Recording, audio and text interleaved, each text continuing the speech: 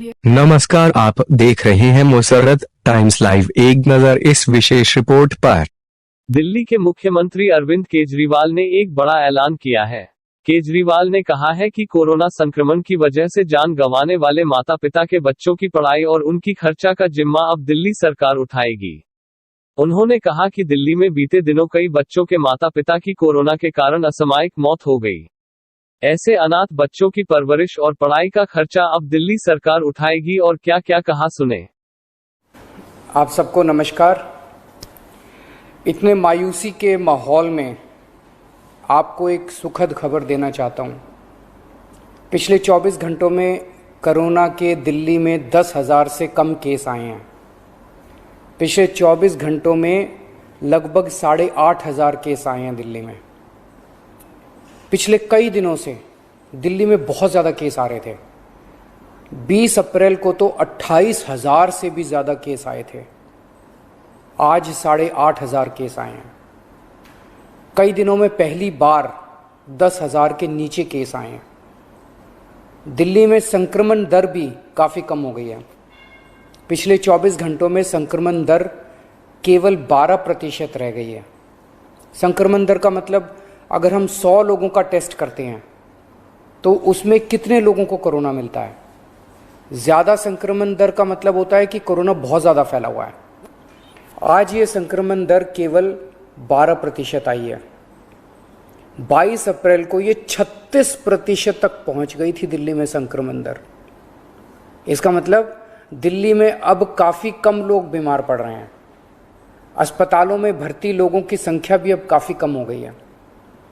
पिछले 10 दिनों में दिल्ली के अस्पतालों में कोरोना के 3,000 से ज़्यादा मरीज कम हो गए हैं, यहाँ कि 3,000 बेड खाली हो गए हैं। और अब अस्पतालों में बेड मिलने में परेशानी नहीं हो रही है। हालांकि एक बात देखने में आई है कि आईसीयू के बेड अभी भी भरे हुए हैं। इसका मतलब सीरियस मरीजों की संख्या अभी ज़्यादा कम नहीं हुई है। अभी भी दिल्ली के अस्पतालों में आईसीयू बेड लगभग सारे भरे हुए हैं। इस दिशा में भी आपकी सरकार काम कर रही है। लगभग 1200 नए आईसीयू बेड बन के तैयार हो गए हैं और आज या कल में ये चालू होने वाले हैं। इससे अपने दिल्ली वासियों को काफ़ी राहत मिलेगी। दिल्ली में जो केस कम हो रहे हैं इसमें हर दिल्ली वासी का बहुत ज़्यादा सहयोग रहा है। हमने दिल्ली में बहुत कड़ा लॉकडाउन लगाया, लेकिन दिल्ली वासियों ने उसमें पूरा सहयोग किया। सबने पूरी तरह से लॉकडाउन का पालन किया। आज सब लोग बात कर रहे हैं कि दिल्ली वासियों ने इतने कम समय में कोरोना के केस कम कैसे कर लिए। ये केवल और केवल दिल्ली वासियों के अनुशासित आचरण की वजह से हुआ है। लेकिन लड़ाई अभी जीती नहीं गई है। लड़ाई अभी बाकी है। अभी भी 8,500 केस आए हैं। इनको 0 तक ले जाना है। कोरोना को पूरी तरह ख़त्म करना है। और दूसरी बात, हम अगर अब ढीले पड़ गए तो ये केस फिर बढ़ जाएंगे। कोई गारंटी नहीं है कि ये कम ही रहेंगे। फिर से दिल्ली पे मुसीबत आ सकती है। इसीलिए किसी भी हालत में ढिलाई नहीं करनी। कड़ाई से लॉकडाउन का पालन करना है और कोरोना से बचने के जितने भी उपाय हैं वो सारे लागू रखने हैं। दिल्ली सरकार भी अपने इंतजामों में कोई कमी नहीं छोड़ रही। हम अभी और नए ऑक्सीजन बेड बना रहे हैं।